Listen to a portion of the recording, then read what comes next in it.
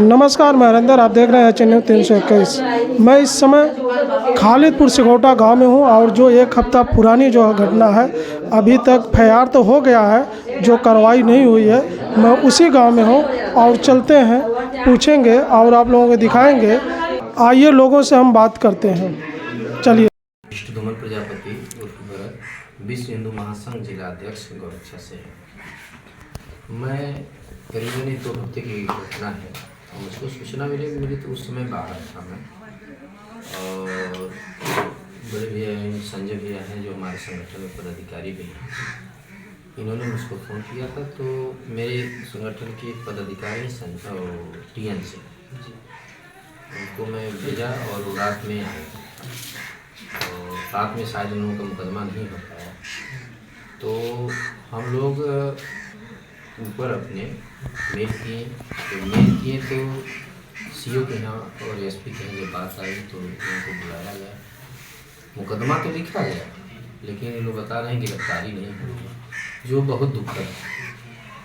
और मैं तो सुना हूँ करीबन कई बार इन लोगों के साथ मुसलमानों ने अत्याचार किया है। जब जो विधायक इसके पहले मलिक थे उस समय भी घटना हुई और उस समय भी लोगों की मदद नहीं हो पाई। अभी आपने सामने देखा इन लोगों से देखा कि इन लोगों के हाथ में चाकू लगा है और एक बच्चे का सर फट गया था और भी कुछ लोगों को चोट लगी।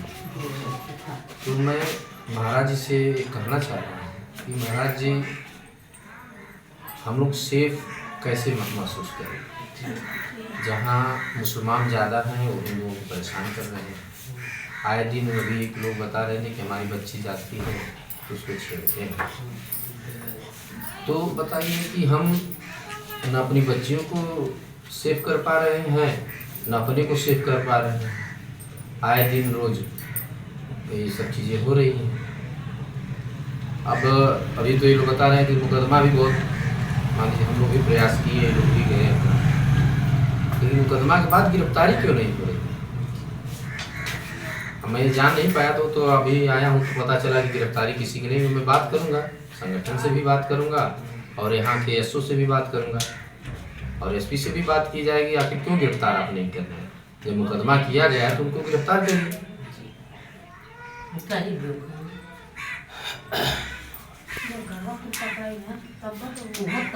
देखने को मिलता है कि पीड़ित परिवार जब न्याय के लिए शांत रहिए आप लोग। देखने को मिलता है कि पीड़ित परिवार जब न्याय के लिए थाने पे जाता है तो उसको दर दर भटकाया जाता है। ये व्यवस्था गलत है। ये व्यवस्था अभी तो आपने कवरेज किया, अभी घटना कवरेज करके आए हैं। इसके पहले भी बमौर वाली शायद घटना आप लोग कवरेज किए थे। आपने भी वहाँ देखा कि कितनी मशक्कत के बाद मुकदमा हुआ था। तो ये चीज़ गलत है कि गरीबों के लिए कोई खड़ा नहीं होता। और खासकर जब मैं ये चीज़ देख रहा हूँ, विपक्ष का काम देखिए, जब मुसलमान से मैटर आ जा रहा है तो कोई विपक्ष ही नहीं आ रहा है हिंदू परिवार के प्रति। कहीं भी देख लीजिए आप, कई घटनाएं हुई हैं जो विपक्ष वाला आ ही नहीं रहा है। जब हमारा वोट लेना है तो तुरंत वोट चाहिए। क्यों ऐसा है व्यवस्था? अरे जब हम इनका वोट भी लेते हैं तो हमको आना तो चाहिए इनके लिए। मेडिकल कराने गई थी तो बताया जा रहा है कि 1000 रुपये हॉस्पिटल उस पर कार्रवाई करेंगे हम। ये बताएं, हम चलेंगे। एकदम उनके खिलाफ कार्रवाई होगी। बताएं कौन था, उसका नाम क्या है, उसके बाद तुरंत कार्रवाई करेंगे। हम अपने जिलाध्यक्ष से कहेंगे। जब पीड़ित परिवार थाने पे जाता है तो उसको डरा कर भगाया जाता है, बोला जाता है जाइए मेडिकल कराइए। और जब वो मेडिकल कराने जाता है तो उसे 1000 रुपये रात के 1 बजे 1000 रुपये डिमांड की जाती है, उससे रिश्वत मांगी जाती है। एक तो पीड़ित परिवार है जिसके हाथ में चोट लगी है और ऊपर से वो 1000 रुपये देकर मेडिकल करवाता है। ये हमारी व्यवस्था है। क्या कहना चाहते हैं इस व्यवस्था पे? पहली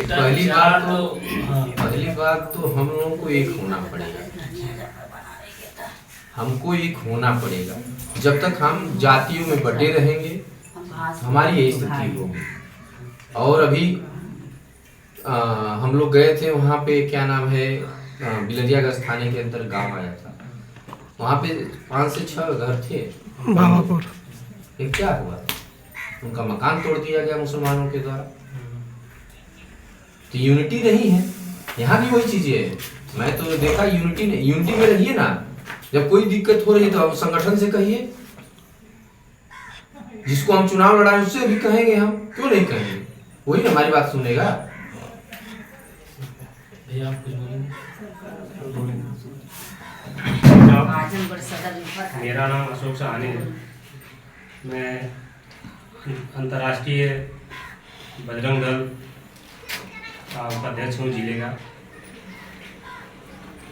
मैं चाहूँगा कि सबसे पहले तो जो भी घटना होती है, तो जब घटना होती है उसके बाद ही ध्यान आता है संगठित होना।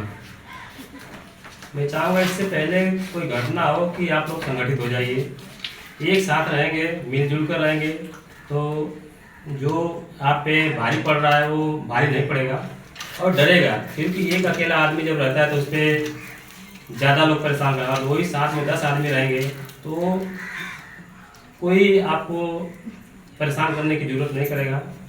और रही बात प्रशासन की, वो एक पक्ष काम न करे, दोनों पक्ष को देखते हुए सही तरह से फैसला सुनाए और जो पीड़ित है उन्हें न्याय दिलाए।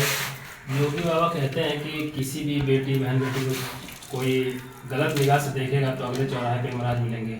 लेकिन इनकी बेटी को जब इस तरह से छेड़खानी का मामला आता है और ये जाते हैं थाने, कोई सुनवाई नहीं होता है, तो क्या आपको लगता है कि पुलिस वाले योगी सरकार की जो सिस्टम है, व्यवस्था है, उसको फेल करने पर लगे हैं कि ये व्यवस्था ही पहले से चौपट है? जी, व्यवस्था चौपट तो नहीं है, लेकिन इसमें क्या है, हर जगह पे राजनीति होती है। जैसे मान लीजिए हम योगी जी के साथ में हैं तो उनका हम अच्छा ही सोचेंगे, लेकिन जो हमारे खिलाफ पार्टी है वो सोचेगी इनका नाम बदनाम हो। योगी जी तो अपने तरह से पूरी कोशिश करते हैं कि हमारी बेटी बहन सुरक्षित रहे। फिर पुलिस वाले क्यों नहीं FIR तुरंत करके तुरंत गिरफ्तारी करें?